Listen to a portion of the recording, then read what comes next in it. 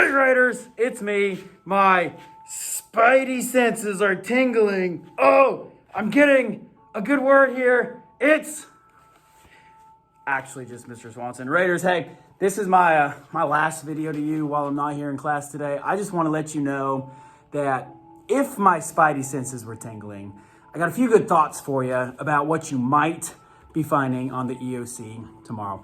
I know this is our last day before the big exam, and I just want you to rest and relax and think about all I've taught you, and then go out tomorrow and crush that thing. So I have given you a page called If My Spidey Senses Were Tingling. What I mean by that was, if I could take a good guess as to what would be on the EOC, these are the last items that I think you should go over right before the exam. So today, all I'm asking you to do is read what you think you need to read, study what you think you need to study, and read that very last page in your notebook called If My Spidey Senses Were Tingling. Just a couple other things to think about here. This slide right here, these are our class's major trends. I've taught you how to see what the question is asking for. Remember, our class likes firsts and lasts, beginning and ends. Our class likes the role and influence of minorities, racial, ethnic, gender, African Americans, Asian Americans, women. Our class is always kind of pointing towards their contributions in U.S. history.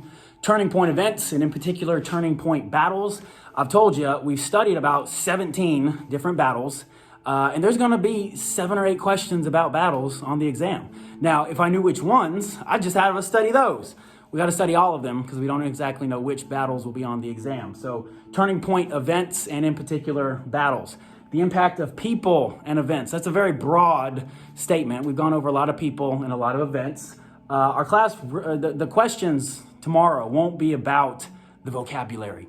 Who was George Washington? Answer, the first president of the United States. No, it's not gonna be that simple. It's gonna be about the impact of people and events. Connections, things that once were, but now are. So how was it in the past, but how is it now because of these events? I can imagine questions that would take us on a timeline, or maybe a chart, a sequence of events that leads to what is the trend because of these events. And then finally, comparison of ideas. I think a big one, just as an example, would be Plessy versus Ferguson confirms segregation, makes it legal.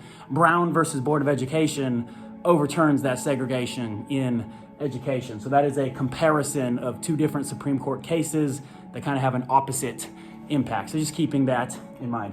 Guys, if I had Spidey senses, I'd tell you exactly what's on the test. But guess what? I don't. I'm just wearing a silly t-shirt, trying to bring to life to you one more time the concepts of our class. So on this day, just read over the document, it's front and back page, that says, If My Spidey Senses Were Tingling. Read that document one more time, play the booklet, and then relax and get ready to crush this thing tomorrow. Remember our basic test taking tips. Read the question. What is the question really asking for? Read all the options. One of the options might be a true statement, but it's not what the question, not what the test is actually asking for. Eliminate wrong answers. You can get it to at least 50-50. I'm telling you, you can eliminate 2 wrong answers on every question. And even if you're still taking a guess, well, guessing between 2 is better than guessing between 4. Skip a question if you need to, flag it. Certainly do come back to it. Make sure that you don't turn in a test with a question blank. There's no penalty for guessing. Answer all the questions, at least take a guess on every question. Consider synonyms. I've talked about this a lot. Money could also be economic, could also be financial, or aid or assistance. That's just one example. Slavery, bondage, servitude. I've taught you certain buzzwords, but I need you to be flexible enough in your brain space to find the synonyms as well. We like charts, pictures, political cartoons, quotes. The answer is probably right in front of us. We just have to understand what we're looking at.